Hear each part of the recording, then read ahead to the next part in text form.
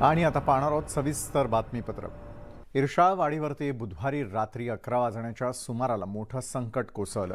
इर्शाळवाडी गावच गायब झालंय। इर्शाळवाडीवरती दरड कोसळून झालेल्या दुर्घटनेत 16 जणांचा मृत्यू झाला असल्याची माहिती एनडीआरएफनं दिली आहे। बचाव पथकाला आतापर्यंत 103 जणांना वाचवण्यात यश आलंय। मुसळधार पाऊस आणि दाट धुकं यामुळे एनडीआरएफ आणि अन्य यंत्रणांकडून सुरू असलेलं घटनास्थळावरील बचाव कार्य थांबवण्यात आलेलं आहे। उद्या शुक्रवारी पहाटे 5 वाजल्यापासून पुन्हा एकदा बचाव कार्य सुरू करण्यात येणार असल्याची माहिती एनडीआरएफनं दिलेली आहे। याच संदर्भात अधिक माहिती देत आहेत आमचे प्रतिनिधी विशाल पाटील आपल्यासोबत जोडले गेलेले आहेत। विशाल, इर्शाळवाडीवरती सर्वात आधी न्यूज 18 लोकमतची टीम त्या ठिकाणी दाखल झालेली होती। मदत कार्य त्या ठिकाणी सुरू आहे आणि काय सुरू आहे इर्शाळवाडीत याचे सगळे अपडेट्स आपण तमाम महाराष्ट्रातल्या जनतेपर्यंत पोहोचवतोय। मात्र अनेक कारणांमुळे आता बचाव कार्य जे आहे किंवा त्या ठिकाणी असलेलं मदत कार्य जे आहे ते थोडं कमी करण्यात आलेलं आहे। उद्या पुन्हा त्याची सुरुवात होणार आहे। कुठल्या प्रकारच्या अडचणींचा सामना करावा लागतोय आणि शेवटच्या मदत कार्यापर्यंतची नेमकी परिस्थिती काय आहे? विशाल विशाल, आता इर्शाळवाडीतील अपडेट जर घ्यायची झाली असेल तर ह्या दरड कोसळण्याच्या दुर्घटनेमध्ये आतापर्यंत 16 जणांचा मृत्यू झालेला आहे आणि 21 जणांना सुखरूपरित्या बाहेर काढण्यात आलेला आहे। आजचा दिवस जर आपण पाहायला गेला तर सकाळपासूनच मध्यरात्री घटना घडली आणि त्यानंतरच मोठ्या प्रमाणात पाऊस जो आहे तो या परिसरामध्ये होता आणि या पावसामुळे बचाव कार्यात सातत्यानं अडथळे जे आहेत हे निर्माण होत होते। जेवढा चिखल बाहेर काढला जात होता तेवढा पुन्हा चिखल जो आहे हा त्या ठिकाणी तयार होत होता। त्यामुळे बचाव कार्यात सातत्यानं अडचणी निर्माण होत होत्या। एनडीआरएफचे जे जवान होते ह्या जवानांचे पाय जवळपास गुडघ्यापर्यंत मातीत रुतलेले होते आणि या अशा सगळ्या परिस्थितीत बचाव कार्य जे हे सुरू होतं। काल रात्री ही घटना घडली, त्यानंतर साधारणतः मध्यरात्री 1 वाजताच्या सुमारास सर्व एनडीआरएफच्या टीम जे आहेत त्या या ठिकाणी पोहोचल्या आणि बचाव कार्य जे आहे हे सुरू झालं। मात्र आज बचाव कार्य आता थांबवण्यात आलेलं आहे। उद्या सकाळी 5 वाजता हे बचाव कार्य पुन्हा सुरू होईल। आता जी एक भीती वर्तवली जाते ती म्हणजे जवळपास मृतांचा आकडा जो आहे हा वाढण्याची अधिक शक्यता आहे, कारण का एक असा अंदाज मानला जातो की अजून 70 ते 80 लोक ह्या ढिगाऱ्याखाली अडकल्याची शक्यता जी आहे ही एक वर्तवली जाते। याच्यामध्ये जनावरांचा सुद्धा मोठ्या प्रमाणात समावेश आहे। पशुसंवर्धन विभाग सुद्धा या ठिकाणी आज दिवसभर काम करत होता। मात्र जे जखमी जनावर आहेत त्यांच्यावरती उपचार करण्यात आले। जी मृत जनावर आहेत त्यांची विल्हेवाट कशा पद्धतीनं लावण्यात येईल याचा एक विचार जो आहे तो पशुवैद्यकीय विभाग करतोय। आणि सगळ्यात महत्त्वाचं म्हणजे हे बचाव कार्य जे आहे हे पूर्णपणे मानवी पद्धतीनं बचाव कार्य, याच्यामध्ये कुठच्याही प्रकारे यंत्रसामुग्रीचा वापर जो आहे हा होत नाही, कारण का आता बरोबर आहे विशाल, म्हणजे अनेक अडचणींचा सामना करत त्या ठिकाणच्या बचाव कार्याला सुरुवात करण्यात आलेली आहे। आपणही आपली काळजी घ्या त्या ठिकाणी आणि वेळोवेळी या संदर्भातले अपडेट्स आपण आपल्या प्रेक्षकांपर्यंत पोहोचवत राहणार आहोतच। वळूयात पुढच्या बातमीकडे। इर्शाळवाडी म्हणजे निसर्गाची खाणच जणू आणि इर्शाळगडाला जाण्याआधी मधल्या पट्ट्यात ही इर्शाळवाडी लागते। ट्रेकिंगसाठी जाणारे लोक इथूनच जात असतात। इर्शाळवाडी जशी 7 दिवसांपूर्वी होती त्यापेक्षा भयंकर चित्र मात्र आजचं आहे। इर्शाळवाडीमध्ये आता फक्त जिकडे तिकडे मातीचे ढिगारे आणि जमीन दोस्त झालेली घरं दिसतात। इर्शाळवाडीवरती रात्री उशिरा दरड कोसळली आणि होत्याचं नव्हतं झालं। निसर्गानं भरभरून देणगी दिलेल्या इर्शाळवाडीमध्ये क्षणात होत्याचं नव्हतं केलंय। रायगड परिसरामधील मोरबे डॅमच्या वरील बाजूला असलेल्या इर्शाळवाडीवरती रात्री काळानं घाला घातला। संपूर्ण वाडीतील घरांवरती दरड कोसळली आणि त्याखाली अनेक घरं दबली गेली। ग्रामस्थ झोपेत असतानाच काळानं घाला घातला।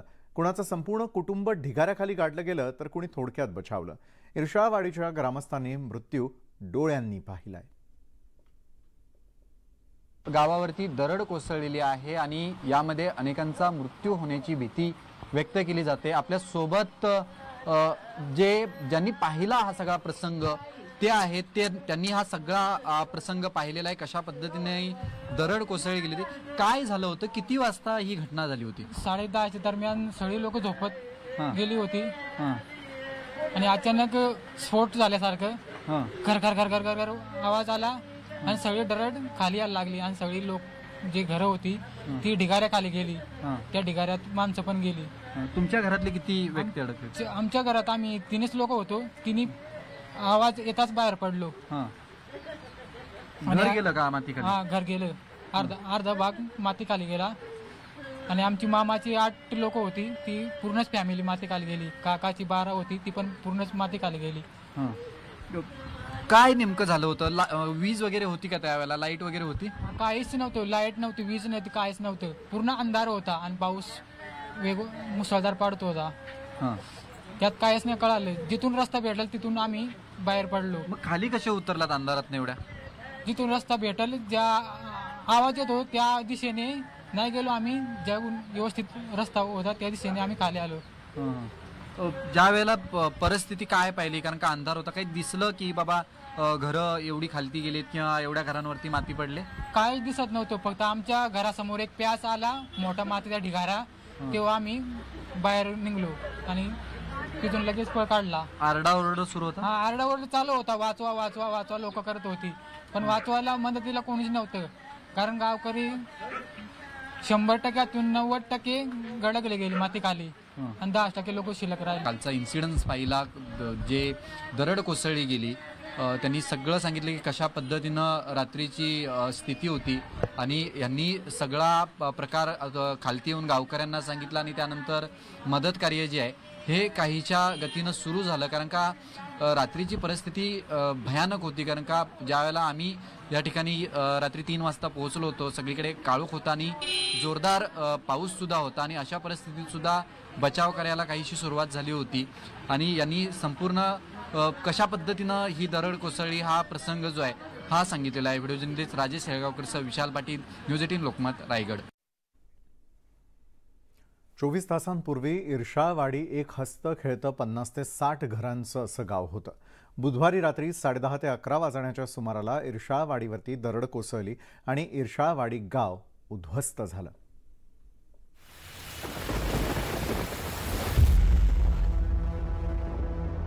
बुधवारची रात्र इर्शाळवाडीतल्या ग्रामस्थांसाठी काळ रात्र ठरली. गेल्या 3 दिवसांपासून या परिसरात जोरदार पाऊस सुरू होता. रात्री 10:30 ते 11च्या दरम्यान इर्शाळवाडीवर भली मोठी दरड कोसळली आणि एका क्षणात होत्याचं नव्हतं झालं. रात्रीच्या वेळेला ही दुर्घटना घडल्यामुळे बहुतेक जण घरातच होते. दरड कोसळल्यामुळे अनेक जण मातीच्या ढिगाऱ्याखाली गाडले गेले.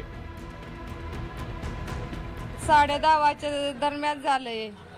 सगळी जमीन बिमीन आणली म्हणून आम्हाला समजलं का आपली दरड कोसळली म्हणून पळावा. तशी आम्ही धावपळ घेत आमची शेती होती तिकडे आम्ही शेतीकडे पळालो म्हणून आम्ही वाचलो. बाजूलाच काढले, आमची शेती आहे ना तिकडे दरड नाही म्हणून तिकडे आम्ही धाव घेतली. पावसात भिजत काढलं पूर्ण मग 6 वाजले आणि परत आम्ही घराकडे आलो तर घर बघतो तर काय नाही. इर्शाळवाडीमध्ये जवळपास 40 ते 45 घरं होती. त्यापैकी 15 ते 16 घरांवर दरड कोसळली आहे. रात्री 11:30च्या सुमारास जिल्हा प्रशासनाला या दुर्घटनेची माहिती मिळाली. त्यानंतर NDRF, SDRF आणि TDRF यांच्यासह स्थानिकांच्या मदतीनं बचाव कार्य सुरू करण्यात आलं. तिथे रात्रीच मग सगळं मोबिलायझेशन करून त्या ठिकाणी JCB वगैरे जाऊ शकत नाही. त्यामुळे NDRFच्या टीम, TDRFच्या टीम, इतर सगळ्या टीम्स या त्या ठिकाणी जाऊन रात्रीपासून काम चाललेलं आहे. इर्शाळवाडी उंच डोंगरावर दुर्गम भागामध्ये असल्यामुळे तिथं JCB आणि इतर साहित्य पोहोचवणं शक्य झालं नाही. त्यामुळे बचाव कार्यावर अनेक मर्यादा आल्या. आता 1.2 टनाचे JCB हे एअरलिफ्ट करून नेता येतील का अशा प्रकारचा प्रयत्न चाललेला आहे. त्याकरता अशा प्रकारचे 2 अर्थ रिमूव्हिंग मशीन, JCB म्हणण्यापेक्षा अर्थ रिमूव्हिंग मशीन, त्या 2 आता सांताक्रूजला पोहोचलेले आहेत. इर्शाळवाडीमध्ये 48 कुटुंब वास्तव्याला होती. या वाडीची लोकसंख्या 225च्या घरात होती. जवळपास 5 दशकांपासून हे लोक इथं राहत असल्याचं स्थानिकांचं म्हणणं आहे. भाजीपाला चौकला विकायला न्यायची, इथे काही भात शेती करायची आणि काही तुमचे हे भाजीपाला करायची. म्हणजे उदरनिर्वाहाचं साधन त्यांचं होतं. उदरनिर्वाहाच्या साधनाच्या दृष्टीनेच ते इथे राहिले होते.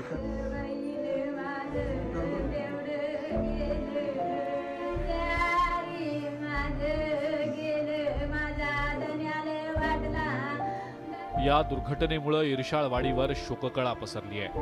कुणी मुलगा गमावलाय तर कुणाच्या डोक्यावरून आई वडिलांचं छत्र हरपलंय. प्रशासनाकडून बचाव कार्य केलं जात आहे, मात्र इर्शाळवाडीतला प्रत्येक जण आपल्या नातेवाईकाच्या शोधात आहे. Bureau report, news 18 Lokmat.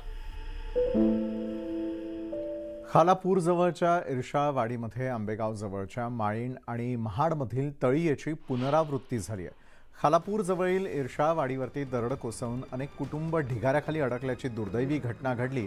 यात 16 जणांचा दुर्दैवी मृत्यू झालाय. मात्र या ठिकाणी सुरू असलेल्या पावसामुळे बचाव कार्यात अडथळे निर्माण होत असल्यानं आजचं बचाव कार्य थांबवण्यात आलंय. दरम्यान राज्याचे मुख्यमंत्री एकनाथ शिंदे यांनी तत्काळ या घटनेची माहिती मिळताच थेट इर्शाळवाडी गाठलं. इर्शाळवाडीमध्ये पोहोचताच त्यांनी दिवसभर या ठिकाणी सुरू असलेल्या बचाव कार्याचं नेतृत्व केलं.